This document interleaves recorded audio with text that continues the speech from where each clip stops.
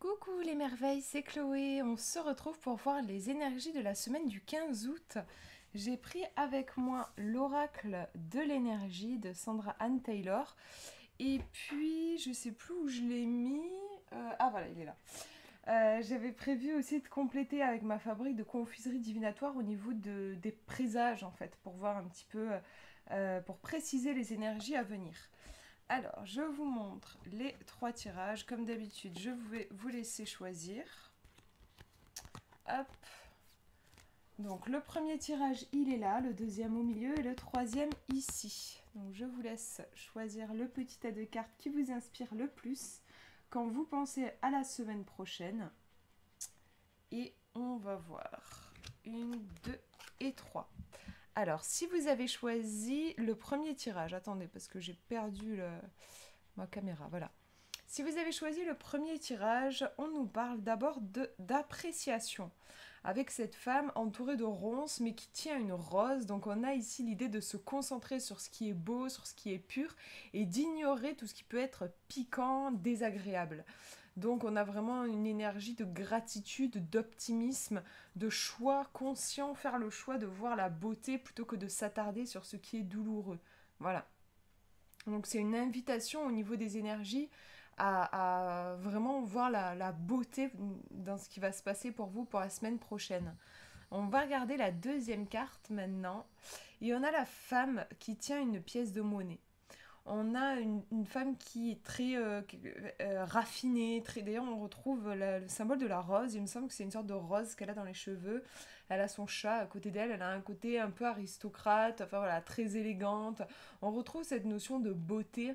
Et elle tient une pièce de monnaie. Alors, une pièce de monnaie, quand on a une pièce de monnaie dans la main, c'est vraiment l'image du pouvoir et de la capacité de choisir. Si j'ai une pièce de monnaie, je peux décider d'acheter quelque chose avec. Qu'est-ce que je vais acheter avec ma pièce de monnaie? Déjà, j'ai le choix. Je suis pas obligée d'acheter quelque chose avec. Si je préfère, je peux choisir d'économiser. Je peux même, pourquoi pas, la donner à quelqu'un. Voilà, je peux aussi en faire un don. C'est moi qui décide. Il y a vraiment l'énergie de l'argent, c'est une énergie pleine de potentiel. Tout dépend de ce que je vais en faire. Donc vous voyez ici, par rapport à la première carte, on a l'idée que vous avez, d'ailleurs elle tient dans sa main la rose et ici la pièce, vous avez, comment dire, vous avez le choix. Vous avez dans votre main la clé pour ouvrir la porte, c'est à vous de décider.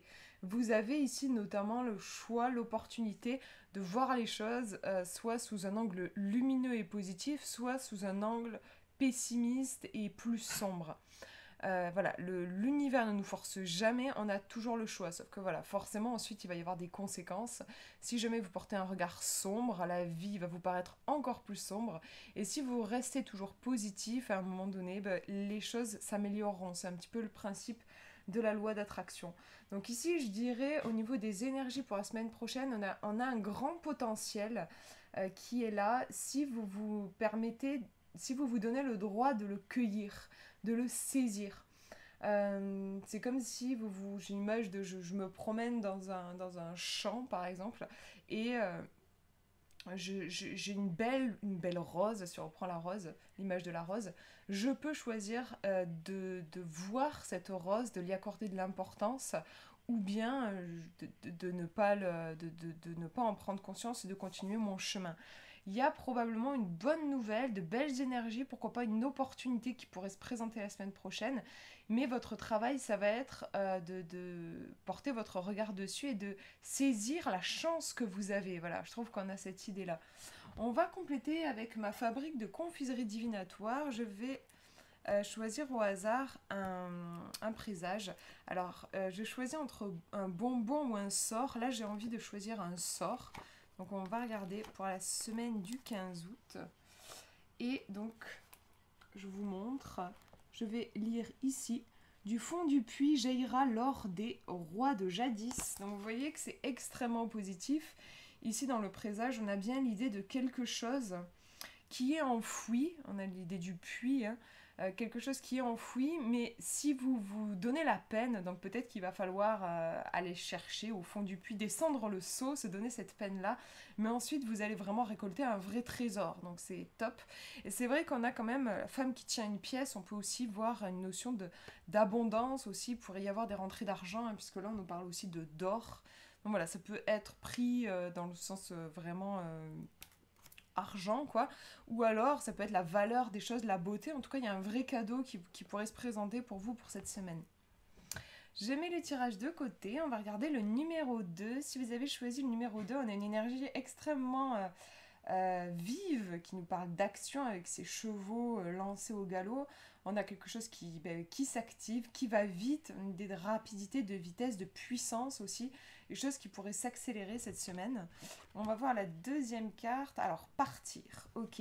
Donc là, apparemment, cette semaine, il y a quelque chose qui s'accélère, peut-être vers la sortie. En gros, des choses qui ont besoin de s'évacuer, en fait, de prendre de la distance par rapport à votre vie, de prendre la porte, en fait, de sortir.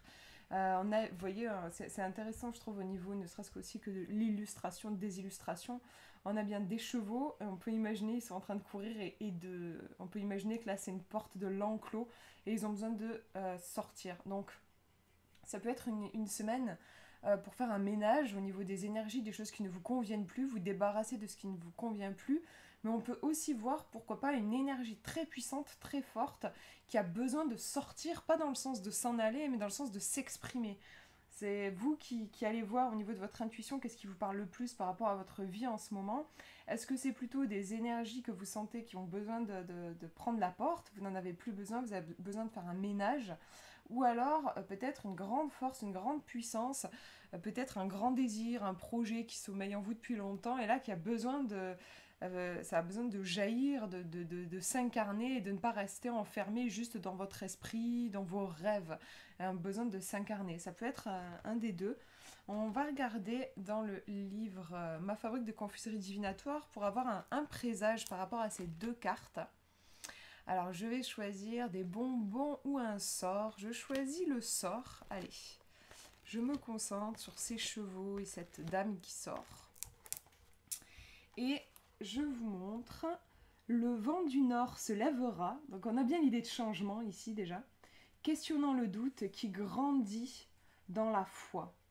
Donc moi, la façon dont je le ressens là, c'est qu'en effet, il y a une énergie de changement. J'ai l'impression qu'il y a vraiment une énergie de changement, mais c'est valable pour les deux interprétations que je vous faisais. Que ce soit une vieille énergie qui a besoin de s'évacuer, on est dans le changement, et ça peut être aussi une énergie puissante qui a besoin de s'incarner, mais là aussi c'est du changement, parce que si en effet vous permettez à cette énergie de s'exprimer, ben voilà, les choses vont changer, il va y avoir quelque chose qui va se concrétiser. Donc là, on est typiquement sur un tirage de transition, de mouvement au niveau des énergies. C'est pour ça qu'on nous parle de doute, mais aussi l'importance de la foi. La foi, c'est pas l'absence du doute, en fait. La foi, c'est quand il y a le doute, mais qu'on avance avec ce doute. Enfin, moi, en tout cas, c'est comme ça que je le perçois. Donc voilà, on a des énergies ici qui bougent, et on vous pousse en avant, vraiment à épouser ces énergies de transition, en fait. Voilà pour ce tirage. Je mets de côté. On regarde maintenant hop, le dernier tirage. Si vous avez choisi le numéro 3, on a le soleil qui apparaît très souvent en ce moment dans mes lectures. Donc carte très positive de réussite, de bien-être, d'épanouissement, de bonheur. C'est top. En plus, elle est en train de se baigner. On a un petit côté un peu estival. On se fait du bien. On va regarder la deuxième carte. Alors là, on est sur un archange. Et on a Ariel. Alors, le chakra ici, je crois que je vais vérifier. Mais je crois bien que c'est le chakra qui est relié à tout ce qui est justement cette couleur orange, la créativité, le plaisir aussi entre autres. Donc je vous parlais là je trouvais qu'il y a quelque chose d'estival, de bien-être. Là, c'est vraiment un tirage très agréable au niveau de ces énergies où on se fait du bien. On vous invite à vous faire du bien, à prendre en compte vos désirs, vos besoins, vous faire plaisir en fait surtout.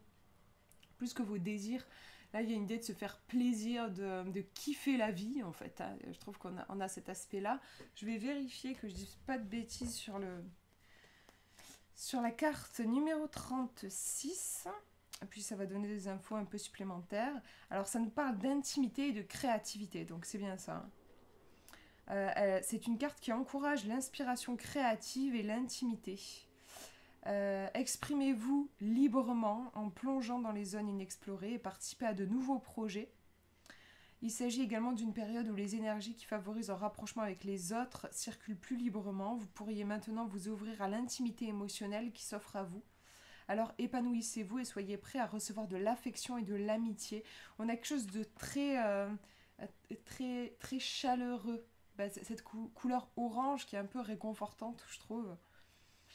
Et le soleil, ce sont les nouveaux commencements et la grande créativité. On retrouve la notion de créativité dans ce tirage, donc top si vous voulez vous lancer dans un nouveau projet, créer quelque chose de nouveau.